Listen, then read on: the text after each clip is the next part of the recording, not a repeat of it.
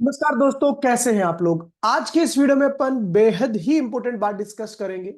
वो है salaried employees के लिए। बेसिकली क्या होता है जब आप एक एम्प्लॉयर से ज्यादा काम करते हो किसी पर्टिकुलर ईयर में। बात करें फाइनेंशियल ईयर 23-24 की, अगर आपने एक से ज्यादा एम्प्लॉयर के साथ काम किया है, बीच में आपने जॉब स्विच किया है, हो सकता है 2 एम्प्लॉयर के साथ किया हो, 3 एम्प्लॉयर के साथ किया हो।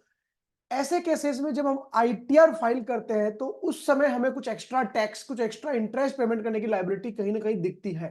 तो हम उस समय सरप्राइज हो जाते हैं कि यार ऐसा क्यों हो रहा है। मेरा तो एम्प्लॉयर 1 ने भी टीडीएस काट लिया था और एम्प्लॉयर 2 ने भी टीडीएस काट लिया था। तो ऐसा क्यों हो रहा है दोस्तों? इसका जो रीजन है, आइए आपके साथ डिस्कस करते हैं इसका क्यों रीजन है। और आपको एक्स्ट्रा टैक्स ना देना पड़े, ना ही आपको एक्स्ट्रा इंटरेस्ट देना पड़े जब आप आईटीआर फाइल करो। ये वीडियो आपके काम आने वाला है। आपका एक्स्ट्रा टैक्स बचाएगा तो नहीं, बट उस पे जो आप लेट पेमेंट पे जो इंटरेस्ट दोगे, आईटीआर फाइल करते समय जो आप इंटरेस्ट दोगे, वो आपका जरूर बचाएगा। और उस समय जब आप जून जुलाई अगस्त में आईटीआर भरोगे, तब एक साथ बड़ा टैक्स का अमाउंट ना देना पड़े, उससे भी आपको ये बचाने वाला है। आइए दोस्तों, चलते हैं वीडियो के ऊपर। तो ये एक एग्जांपल हमने क्रिएट किया आपके लिए। एम्प्लॉयर 1 आपका और एम्प्लॉयर 2 आपका।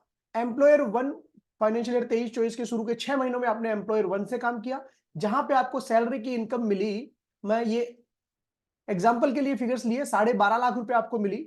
वहां पे आपका पीएफ या एटीसी वगैरह जो आपने डिक्लेयर किया था, उसका 1.5 लाख का डिडक्शन एक बार मान लेते हैं। ये हम कर रहे हैं ओल्ड रिजीम में दोस्तों। रूल्स न्यू रिजीम में भी लगेंगे कि अगर आप 2 एम्प्लॉयर के साथ काम कर रहे हो या 2 से ज्यादा के साथ काम कर रहे हो, तो आपको उस अकॉर्डिंगली वो वर्किंग करनी रहेगी।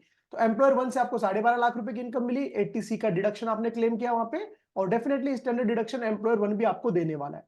टोटल आपकी टैक्सेबल सैलरी होगी 10,50,000। 12 लाख 12.5 लाख में से 2 लाख रुपए ये रिड्यूस होने के बाद टैक्सेबल सैलरी आपकी 10,50,000 हो गई। तो एम्प्लॉयर 1 ने आपका टीडीएस काटा 1,32,600। ये कैसे कैलकुलेट किया उसने कि भैया मैं आपको टैक्सेबल सैलरी दे रहा हूं 10,50,000, तो अप टू 2.5 लाख जीरो है, आप सबको पता ऑलरेडी रिजीम में। 2.5 लाख से 5 लाख पे 5%, 12,500 का टैक्स बना। 5 लाख से 10 लाख पे 20% से 1 लाख रुपए का टैक्स बना। और जो नेक्स्ट 50,000 आपकी, क्योंकि टोटल टैक्सेबल सैलरी है 10,50,000, 10 लाख तक टैक्स कैलकुलेट हो चुका है। नेक्स्ट 50,000 पे 30% टैक्स स्लैब में आ गया। यहाँ पे थे आप 5% में, यहाँ पे थे आप 10% टैक्स स्लैब में, यहाँ पे था 30% में। ये टोटल टैक्स आ गया आपका। फिर यहाँ पे आपका जो 4% सेस लगता है, उसकी कैलकुलेशन होके 1,32,600 उसने आपको टीडीएस काटा दोस्तों। जितनी भी एग्जाम्पशन थी वो दी उसने आपको, जितनी भी स्लैब का बेनिफिट था उसने वो दिया आपको। फिर आप एम्प्लॉयर 2 के पास चले गए, तो एम्प्लॉयर 2 से फाइनेंशियल ईयर 23-24 में आपको टोटल 16 लाख की सैलरी मिली। अगेन वहां पे भी एटीसी का डिडक्शन, पीएफ वगैरह आपका कटा होगा, आपने डिक्लेयर किया होगा। 1.5 लाख का एटीसी का डिडक्शन उस एम्प्लॉयर ने भी दिया आपको, स्टैंडर्ड डिडक्शन भी दिया। टोटल टैक्सेबल सैलरी वहां पे बनी 14 लाख रुपए। इस एटीसी और स्टैंडर्ड डिडक्शन हमने एग्जांपल के बेसिस पे डाला। यहाँ पे आपके और भी डिडक्शन हो सकते हैं, एचआर एग्जाम्पशन हो सकती है, आपकी एनपीएस हो सकते हैं, एटीडी हेल्थ इंश्योरेंस हो सकते हैं, आपने कोई डोनेशंस किए हो वो हो सकते हैं। बट ये हमने फॉर सेक ऑफ कैलकुलेशन थोड़ा इसको इजी रखा है। तो वहां पे आपकी टोटल टैक्सेबल सैलरी हो रही है 14 लाख। यहाँ पे नोटिस करा दोस्तों, 2 लाख के डिडक्शन पुराने एम्प्लॉयर से भी ले लिए गए हैं, और 2 लाख के डिडक्शन नए एम्प्लॉयर से भी ले लिए गए हैं।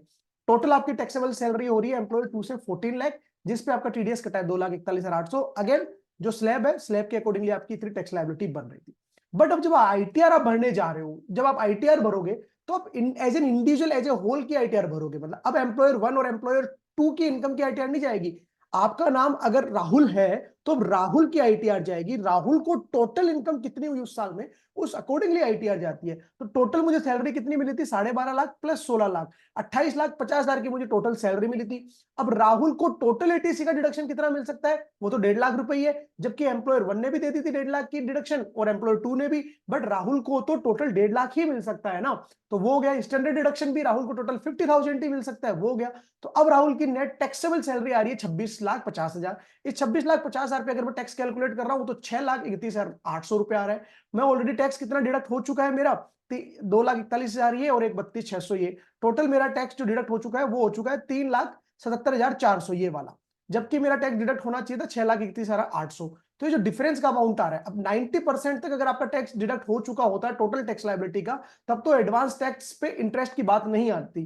बट अगर बात करें टोटल टैक्स लायबिलिटी 6,31,800 आपकी जो है, ये जो कैलकुलेट हो रही है, इसका 90% हो रहा है 5,06,000, 5,68,620। जिस पर टैक्स ऑलरेडी डिडक्ट हो चुका है 3,74,400। ये जो 1,94,220 है दोस्तों, ये आप 15 मार्च से पहले जमा करा दीजिए ये वाला, जिससे आपके ऊपर किसी प्रकार की कोई tax liability, additional interest liability आपके ऊपर नहीं आया। अगर अभी भी आप लोगों को ये क्लियर नहीं हुआ है, मैं आपको फिर से समझाता हूं ऐसा क्यों हो रहा है बेसिकली। तो क्या हुआ दोस्तों, 2.5 लाख की एग्जेम्पशन आपको वहां पे भी मिली, पुराने एम्प्लॉयर के पास भी और नए एम्प्लॉयर के पास भी। तो 2.5 लाख की इनकम पे आपका 2 बार टैक्स नहीं कटा, जबकि एज एन इंडिविजुअल बात करें तो 2.5 लाख की एग्जेम्पशन तो आपको एक ही बार मिलेगी, राइट। तो उस 2.5 लाख पे आपको अगेन यहाँ पे टैक्स, जब आप एज एन इंडिविजुअल आपकी आईटीआर भरोगे तो उस 2.5 लाख एक ही बार एग्जेम्पशन मिलेगी। तो टोटल पहले जो 5 लाख की एग्जेम्पशन मिल चुकी थी वो 2.5 लाख पे ही लिमिटेड रह जाएगी। उसके स्लैब की बात करें, पहले जो आपकी 30% टैक्स स्लैब में इनकम आ रही थी और 20% टैक्स स्लैब में इनकम आ रही थी, अकॉर्डिंग टू डिफरेंट एम्प्लॉयर वो कम पड़ रही थी। जब आप individual as a whole file कर रहे हो तो आपकी वो इनकम ज्यादा आ रही है दोस्तों। अगर आप देखोगे 10 लाख रुपए तक आपका 1,12,500 बन रहा था, और आपके एम्प्लॉयर टू की बात करें तो एम्प्लॉयर टू ने केवल 4 लाख रुपए आपके कंसिडर किए जो 30% टैक्स स्लैब में थे, क्योंकि वहां पे 14 लाख की आपकी टोटल इनकम थी।